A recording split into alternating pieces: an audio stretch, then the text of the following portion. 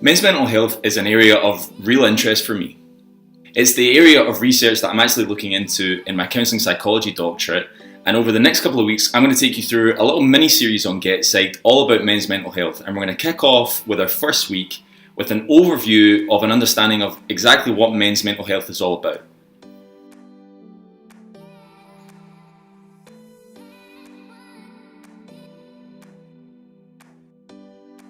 Guys, welcome to another week's episode of GetPsyched, and like I said, this week we're going to kick off a little mini-series that we're doing on GetPsyched that's looking into men's mental health. And this video we're going to take a little bit of an overview over what exactly men's mental health is all about, the developing issue of men's mental health, and the factors that contribute to mental health challenges with men. Now, one of the things that you can do if you're really interested in learning, kind of everything about men's mental health, or all the things that I know about men's mental health, is to check the video link that I'm just going to put above my head here of a talk that I did in the Philippines last year at the International Conference of Counselling, Psychology and Education 2018. And I gave a full hour-long talk on men's mental health, all the developing issues of men's mental health, the key characteristics and the issues and the principles that develop mental health in men. So if you're interested in looking a little bit more into it in a little bit more detail, then make sure to check out that video. So the first question that we have to ask is, what exactly is the issue? The issue in itself is massive. Although it's a relatively unknown or empirically researched area, it is developing. There is becoming more research in the field of men's mental health, and there is becoming more media attention and public awareness of the issue of men's mental health. However, it is also true to say that literature and empirical research is still lacking. And in large, this is actually one of the areas in which I'm looking to fill with my doctorate, my doctoral research in men's mental health. I'm specifically looking at older men's mental health, but in order to get to that point, I've had to do a huge amount of work in the overall issue of men's mental health. So I consider myself to know quite a bit about this area, and like I said, over the coming weeks we're going to take a look at all the different areas of men's mental health, the different issues, and this week we're going to take a brief overview. You might be asking yourself though, what is this issue all about? How is it any different to general mental health? How is it any different to women's mental health? Young people's mental health, any different kind of mental health? What's so specific about men, or what's the real issue all about? Well, in order to give you a little bit of context, it might be useful to look at some of the statistics about mental health and suicide in men. 78% of all suicides completed last year were by men. That equates to 4 in every 5.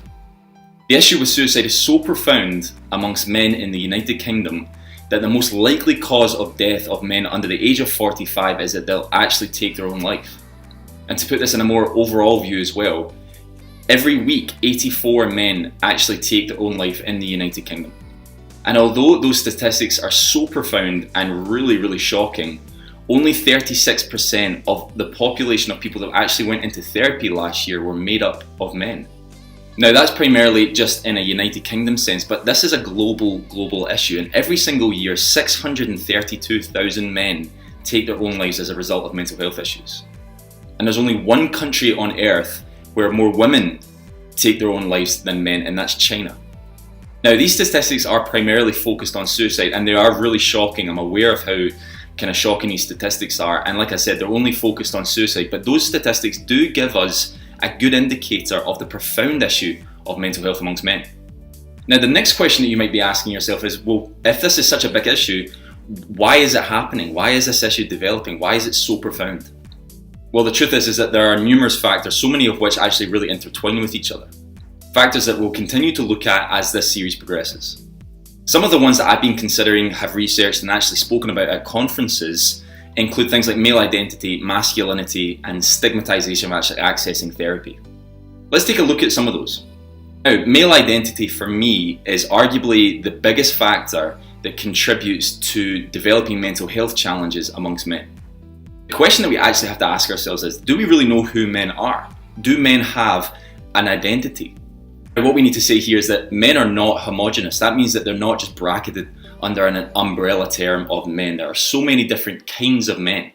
And what's more contributing to this is that identity actually changes as we age. From birth into our elderly years, into our latter years as men, our identity shifts, yet we still hold true to certain masculine principles that can be actually really challenging, not only to adhere to at a young age, but really hard to adhere to in later life. And I'm going to go into a little bit of detail about what some of those principles, some of those masculine principles that society deems men should be adhering to are. Now, when male identity or perceived socially constructed male identity does not line up to what society deems or what men deem is appropriate of men, we can start to see real challenges with mental health. And this is why I start saying that male identity is one of the biggest issues for mental health amongst men.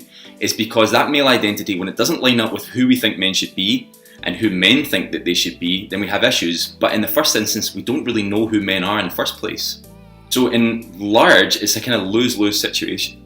The next concept I'm going to look at, and it's very much connected to male identity, is masculinity. Hegemonic or toxic masculine principles are stereotypical, societally constructed concepts of what men should be that we demand and expect men to always adhere to. Masculinity in itself is socially constructed, so it's not just men and their adherence to masculine principles that have to answer for this. We all have to answer to this. We all have to answer to who we expect men to be. The kind of characteristics that are attributed to stereotypical masculinity. How much do we as society impose those on from young boys to elderly men? And how much as a result does this influence the negative implications of mental health amongst men? Some of these principles amongst masculinity include things like being physically and emotionally strong, playing the role of the protector, being successful, burying negative emotions, and not showing any kind of weakness. All principles to hegemonic masculinity that have serious implications for mental health amongst men. And it's clear to see why. Inevitably, as life progresses, men, women, everybody are going to come across real challenges in their life that are going to strain their mental health. And when they experience those kind of things, what do men revert to? They revert to the stereotypical, societally constructed concepts of who they think they are.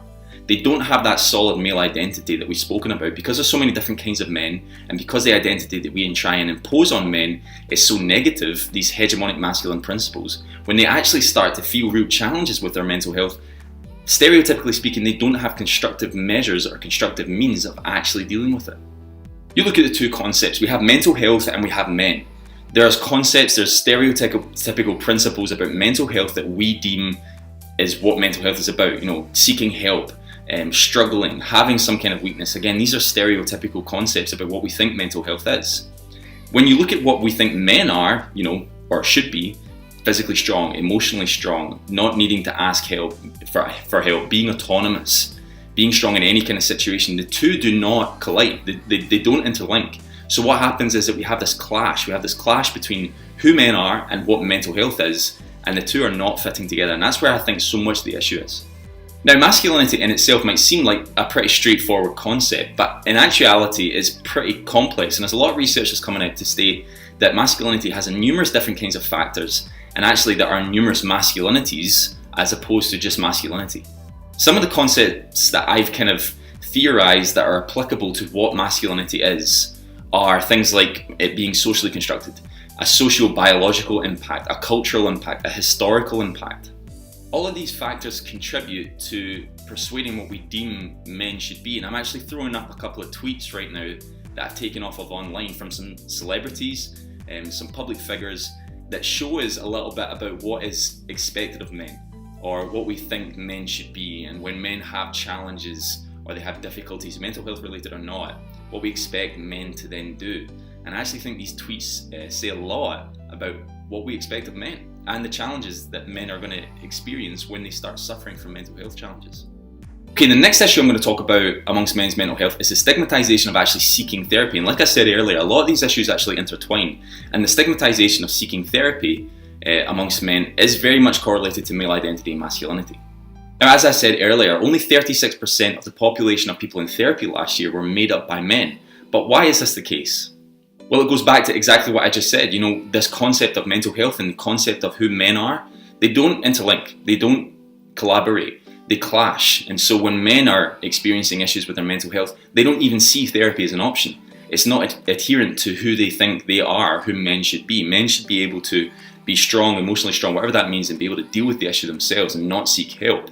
Well, in truth, it actually takes a lot of bravery and courage for people to come to therapy, and it's one of the key treatments to dealing with mental health. But what's happened is we socially constructed this term masculinity, what men should be in male identity, and it does not align with men coming to therapy. That's why we see such low amounts of men actually in psychotherapy. The stigmatization of therapy amongst men is actually so profound that it comes under 3 layers. Research has shown that there are 3 separate layers to stigmatization of therapy amongst men. The first is that men actually experience the stigmatization of going to therapy in the first place. And don't get me wrong, everybody experiences an element of stigmatization. There's a stigmatization of people coming to therapy in the first place. So men experience that. They then experience the stigmatization as a man coming to therapy. And they also experience the stigmatization of stereotypical mental illnesses that we deem men to suffer from. Things that are much more external, things that are stereotypically seen as violent and aggressive, things like borderline personality disorder or schizophrenia. Now, these things are not necessarily aggressive or violent, but we deem them, stereotypically speaking, as so. And we attribute those mental illnesses to men. They're more likely to suffer from those things than women. So we can start to see that there's numerous layers of stigmatization to therapy that men actually experience if they're going to access it. The issue with this treatment is so profound that men actually often lead to their own forms of treatment. Things like drugs, things like alcohol abuse, things like being a workaholic even can be deemed as a form of treatment. And we could maybe even argue that suicide is a form of treatment for men. They see these kind of treatment options as more masculine than actually going out and seeking therapy. Okay guys, I've given you a lot of information today about men's mental health. It's an area that's really, really important to me. I'm very passionate about men's mental health. I'm really passionate about trying to get to understand men and mental health better and seeing more men in therapy. We're going to be kicking off a little mini-series on GetPsyched all about men's mental health, and next week we're going to have our second installment of that series where we're going to be looking at boys' mental health. Hopefully you've enjoyed this week's video guys. I've given you a bit of an overview about men's mental health. If you've been enjoying the videos, then make sure to hit that subscribe button. You can hit that little bell next to the subscribe button every time I upload, and you get weekly reminders every Monday of when I upload videos on YouTube. And you can also follow me on all my social media channels, and you can contact me, comment, like the videos, and I'll get back in touch with you. And thanks so much for watching.